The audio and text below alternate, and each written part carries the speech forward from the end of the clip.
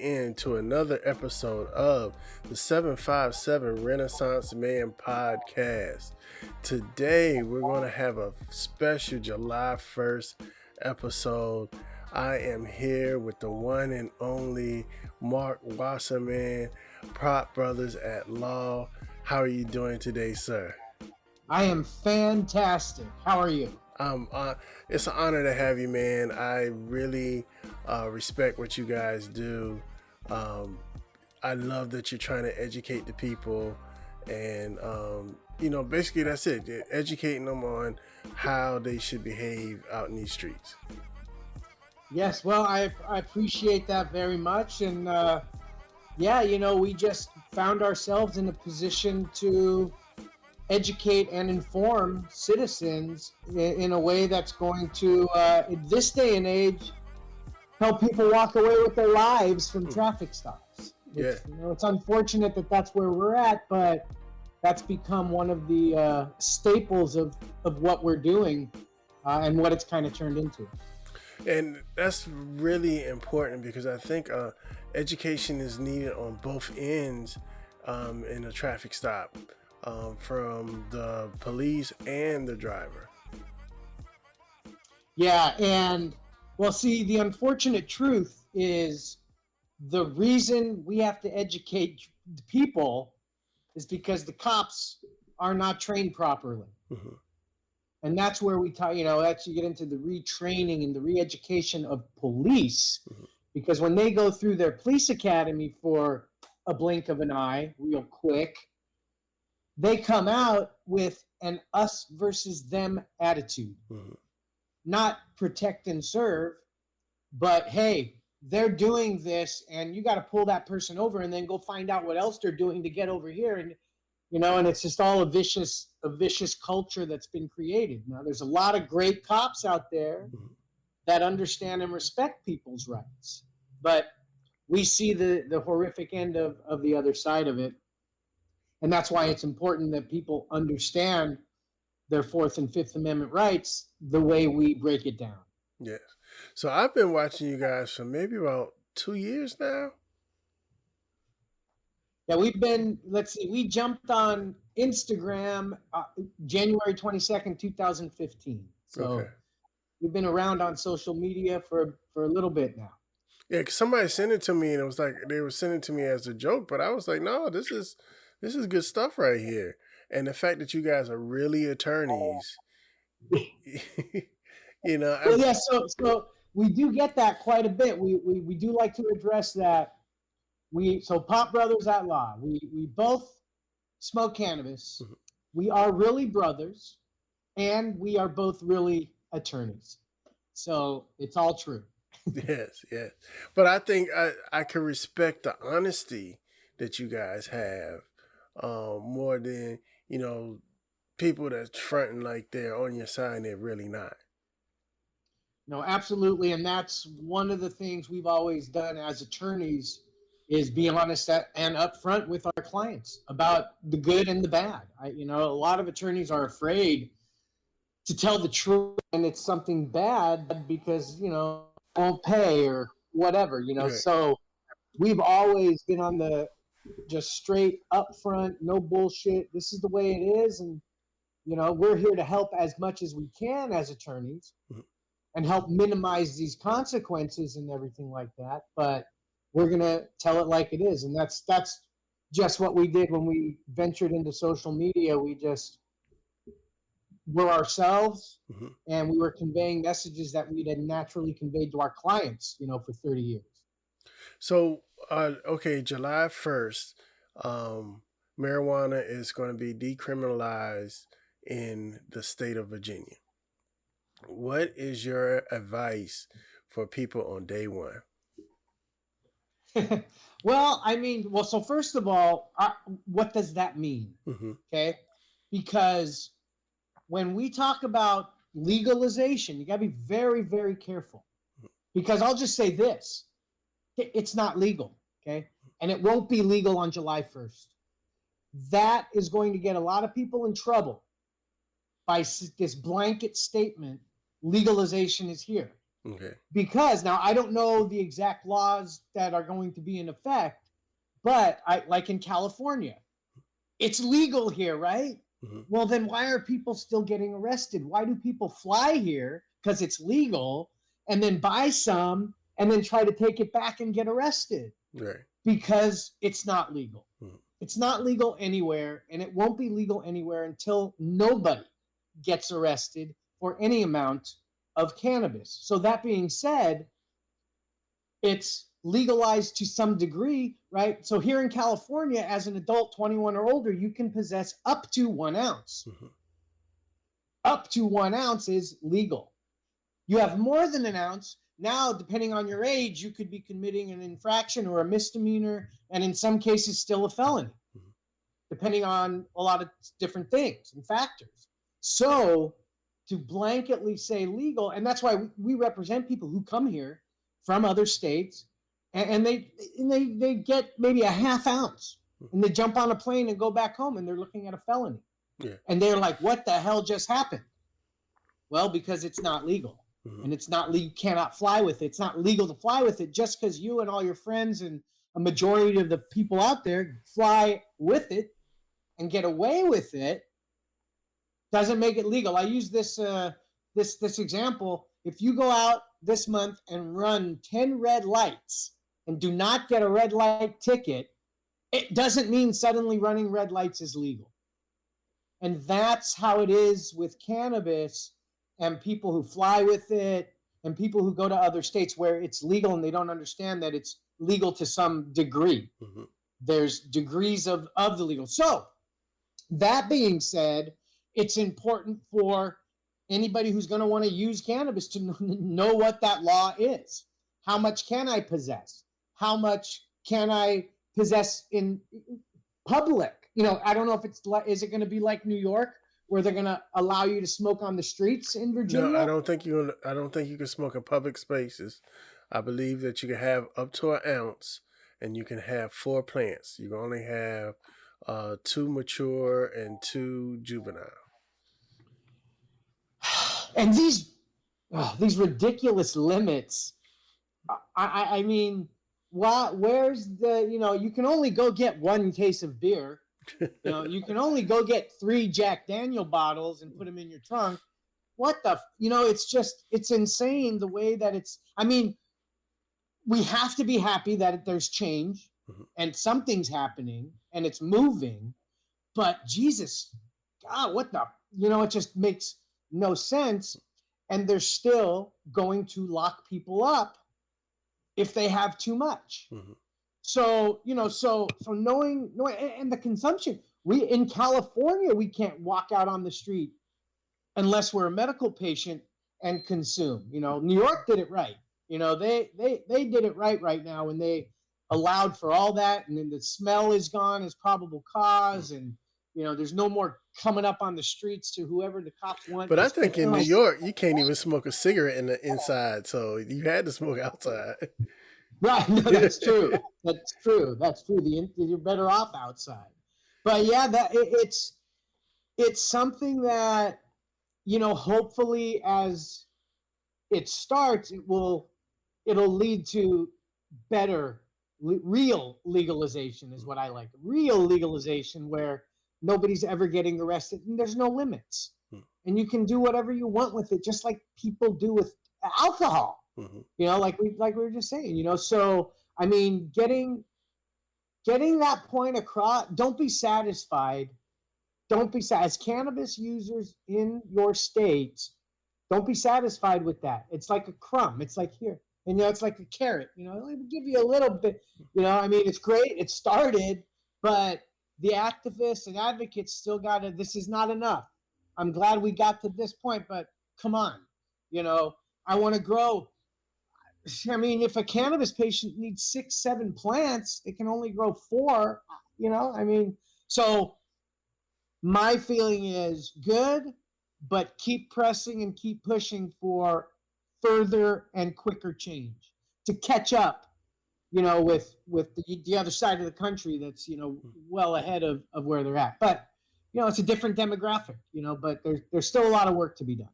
And what you saying that I was really surprised that, Virginia being one of the Commonwealth states and where we are in the South, I was really surprised that it was almost seemed like it was out of the blue that they started talking legalization. And then they Yeah. fast forwarded it because at first it was going to be 2024.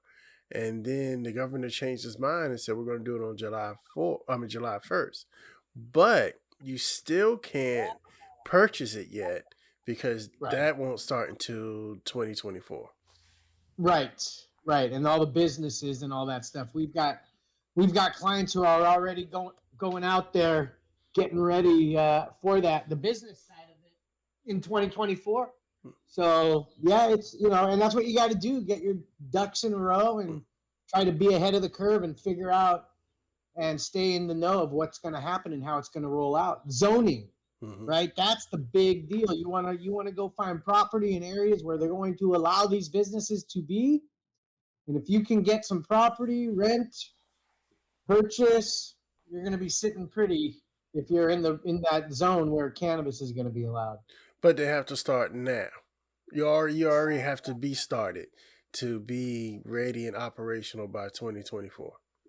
Well, no, I mean you can't because you don't know you don't know what the regulations are going to look like and what you're going to need to do. But what we know from what's happened all over the country and other places is it starts with zoning. It starts with property because the powers that be are going to say, okay, we're going to let cannabis be here, but it's got to be here in this zone, industrial area or whatever, right? It's not going to be near schools and parks and all that other.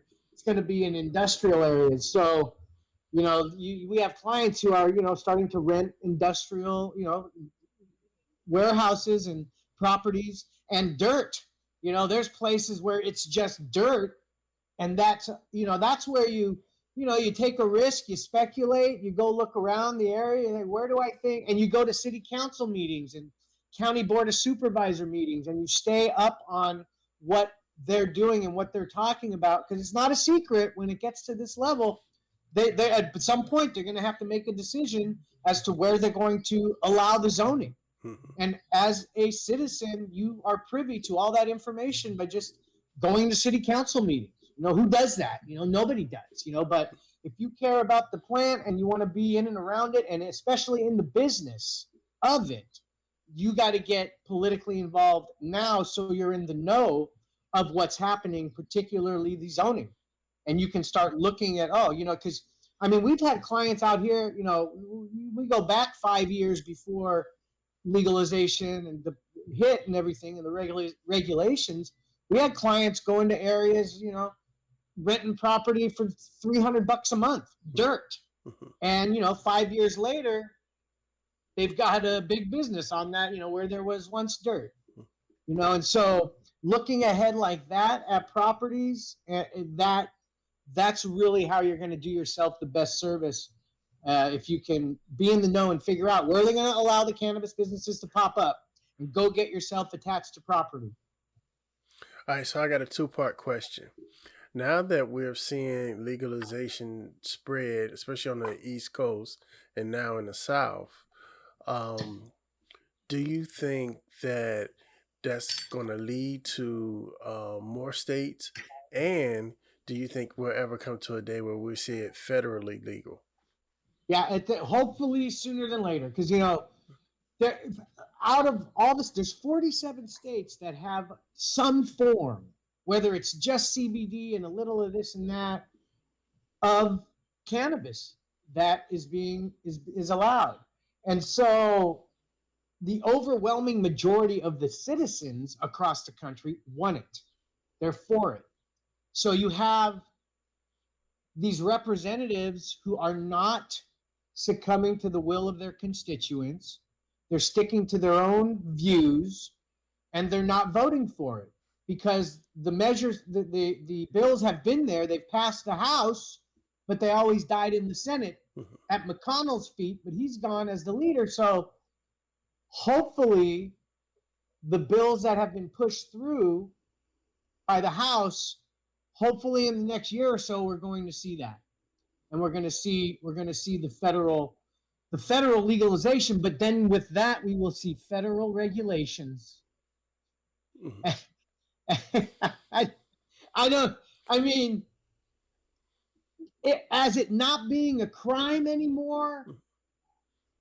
People not going to jail, people being let out of jail. That's the shining light over everything. When like in California, you talk about, it sucks out here because if you don't have $500,000, you can't do shit. If you don't have property, you can't do shit. So the regulations suck. The laws they passed sucked. But it did get some people released from jail. It did get felonies reduced to misdemeanors and expunged. So it did good things, but it sure is just horrible, the regulation rollout. And the way, who knows how it's going to look federally, but it's gonna be whatever that's gonna be. Hopefully 2-3 years maybe, but then how much time is it going to take for the regulations to roll out and figure all that stuff out? So there's still a ways to go, but it's right there. It's on the cusp. Yeah, because I kind of got a personal stake in it where I lost my wife to cancer. She had pancreatic cancer. I'm sorry. And one of the treatments we were looking at was an oil that was a marijuana-based or cannabis-based oil.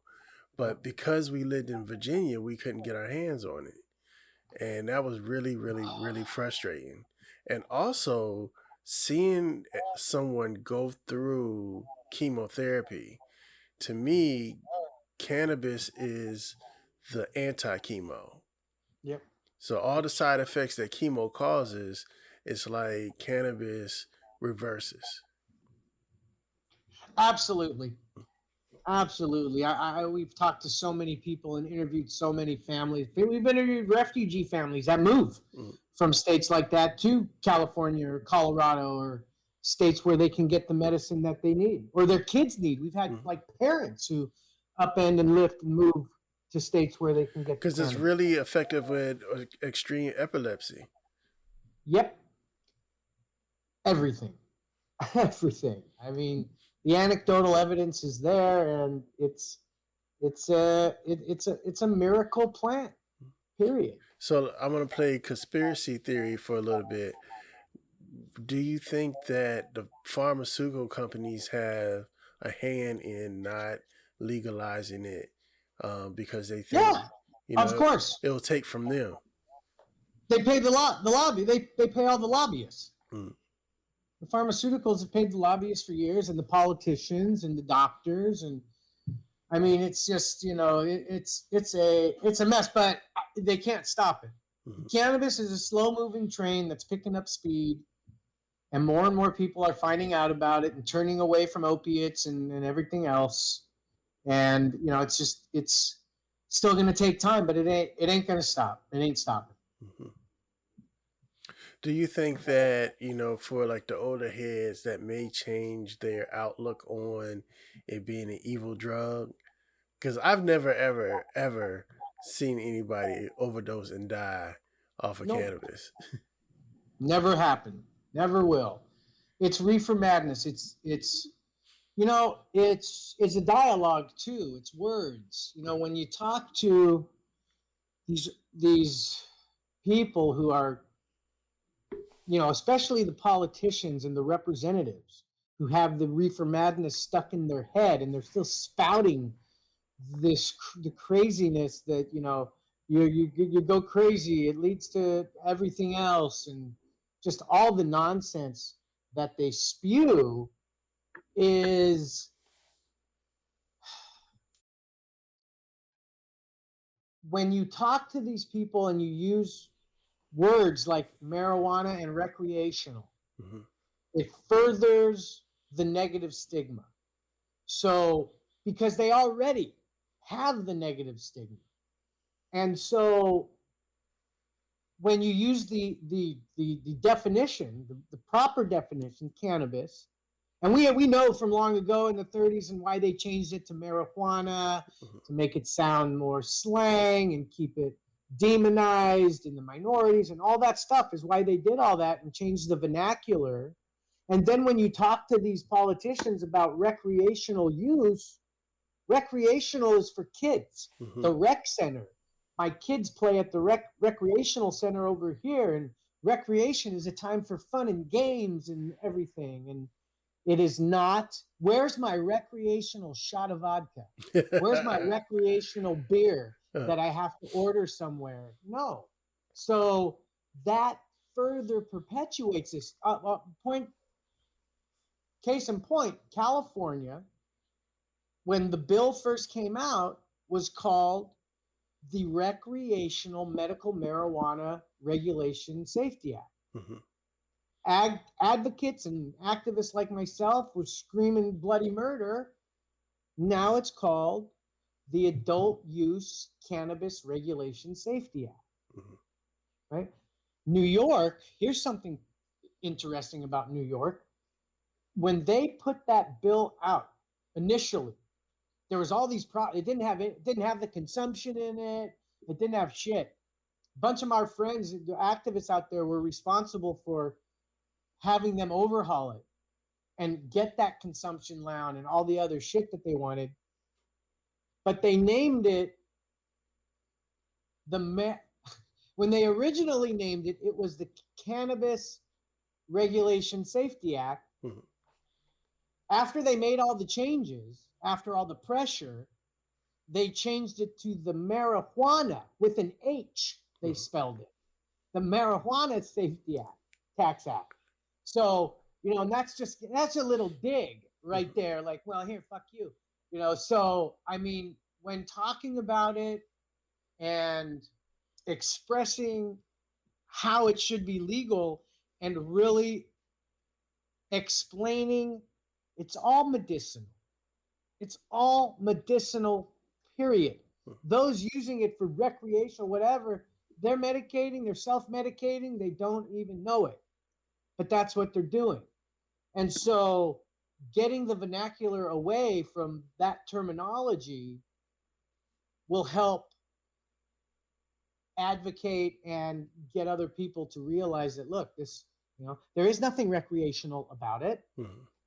You don't need to call it that. You're an adult. You choose to use it. Period. So those are important things to think about when you go to city council meeting. And you want to talk to the city council people who are in your area or your county board of supervisor, whoever's in where you live. If you want cannabis and you want these laws to be less restrictive, then they need to understand, they need to be educated.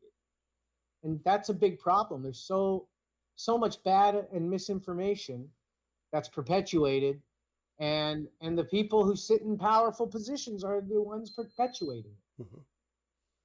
One thing I'm excited to see is like for me, I have a heart condition, so it's not really great for me to smoke. But there's other ways of consuming, and with it becoming legal, it'll be better ways of you getting, standardized quality of, let's say, edibles or even like the oils and different other ways to consume it than only smoking. So I'm excited to see that come too. Yeah, that's great. There's so many ways to deliver it into your system. That's the great thing about it too, as well with cannabis. There's so many different ways, and they get that in there. It's going to be great for everybody.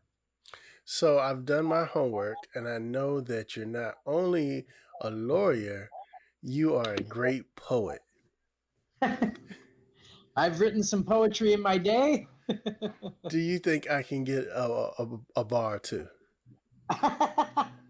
You referring to the slam poem Am I being detained or am I free to go? I certainly am. Well, the problem with a bard, I can't seem to stop whenever I start. So if you want the whole thing, it's about 2 minutes and 35 seconds. This is my podcast. I got time. All right, well, let me take a drink of water. All right. And I'll give it to you. This is called Am I Being Detained or Am I Free to Go? Slam poem about your rights, the script, and shutting the fuck up. Am I being detained or am I free to go? This is what to say. My lawyer tells me so. The cops are out there doing a job. Sometimes they must contain a mob, a thankless job that saves many lives. At their home are worried children, husbands, and wives. But does that give them the right to stomp on my rights? So we are here for you, the cannabis community, to fight, to let you know it's okay to just shut the fuck up when cops ask questions. You start with, I'm not discussing my day, end with, I invoke the fifth. These ain't suggestions. These are words to live by, to memorize. See, it's not about the size of that cop's gun, because they want you to run. So they could pull that macho gun and shoot you for fleeing the scene. Some cops are just plain mean. We must shut it off, shut it down, those feelings of anger that instantly come around when that cop has to show his power and his might without cause, without reason, and we know they're not right. We must remain calm. Keep the devil sleeping on the left shoulder. We must be cold, even colder. Ice must flow through your veins to shut that heat, the blood that rushed your brain straight from your feet when that cop disrespected you, cause you wouldn't tell him what that smell was? And he accuses you of a pot DUI because he absolutely knows that's your buzz. But see, they can't tell and they don't know. Only if you tell them so. Oh, officer, I smoked a joint a few hours ago. Officer, here's my medical record. Officer, I'm a marijuana patient. We live in America. Prohibition still exists. That cop's going to do whatever he's going to do. 50-50, he arrests you. Give us a chance to represent you with a defense that's blazing. Let us show you in court we're amazing. But we could only do that if you listen to our tips. Now let me see you move your lips. You know the drill. When the cops ask questions, we say, I'm not discussing my day. Am I being detained or am I free to go? I invoke the fifth, and then you shut the fuck up. It's all about what you say and what you do. We have given you the script. We are telling you what to say. We are telling you what to do. We've put your hands up in protection mode. But should you take a shot to the jaw, we will be here fighting for the cannabis community because we are the Pot Brothers at law. There you go. Thank you. Thank you, sir. Thank you, sir. I really appreciate that. That's So, fine. all right. So I always end out my episodes. Let's say you had a young person come up to you and say, I just got, harassed by the police. I just got pulled over. What is the advice that you give to them?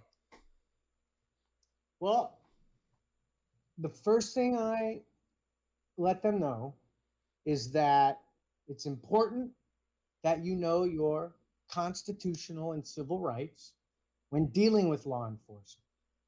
And when they confront you, you need to be extra polite, extra calm, because we have to, as citizens out here, be ready to de-escalate hot-headed, crazy cops who feel like they can do whatever they want. And so remaining calm and using our 25-word script, why did you pull me over? I'm not discussing my day. Am I being detained or am I free to go? If detained, I invoke the fifth, and then shut the fuck up. And if you can't remember anything else, when cops ask questions, shut the fuck up. Comply with their requests. Put your hand, get in the car, whatever the fuck they get, do whatever the fuck they say. And shut the fuck up.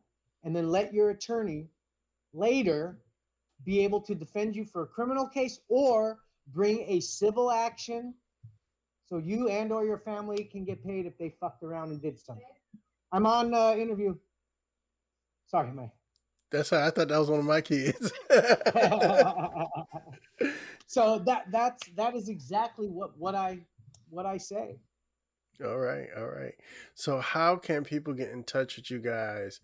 How can they get on your social media, your website? How can they find the Pot Brothers in Law? We are very accessible. We are on pretty much every social media platform there is. Our big ones are Instagram, pot_brothers_at_law. And that same tag is on TikTok also. And we have our website, potbrothersatlawcom. And you can call us at 855 WASSLAW, WASSLAW. We have a worldwide attorney referral network system that, because of our large social media presence and reach, we've been able to meet and maintain contact with good, ethical, honest attorneys everywhere.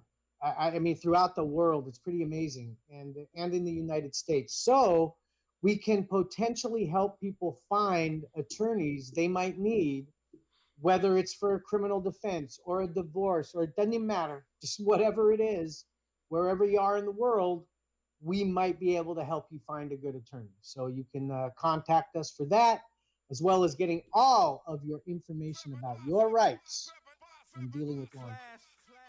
Awesome. Thank you, sir. I really, really mean this. I appreciate you taking your time out and speaking with us. It's just so enlightening. I just want to show people out there that you guys are real dudes and you take the time out to educate, and I really appreciate that. Thank you very much. I appreciate those are humbling words, and we're just happy that we can get the word out, and we have platforms like yourself that you've given us to further spread the message. And we love telling people to shut the fuck up. You're more than welcome to come back anytime. And if I ever make it out to California, I'm trying to sit on your, I watched your podcast the other night. That looks like a fun show. Cannabis Talk 101. Actually, yeah, we're going to be, well, let's see. This is July we're in here. Actually, we're going to be out in Oklahoma and Detroit for CannaCon in the next few months, speaking and stuff like that. And we're probably going to get out to Virginia sooner or later. So we'll definitely hook up. Well, you come out here, I'll light up the grill. We got blue crabs. We'll hook you up. Oh, I love it. I can't wait. Thank you very much, Sean. I appreciate it. Had a great time. Oh, man, I totally enjoyed it. Ladies and gentlemen, thank you for tuning in to another episode of the 757 Renaissance Man podcast. I am Sean. This is Mark with Pot Brothers in Law. And what must you do, Mark? Shut the fuck up when cops ask questions. And we are out.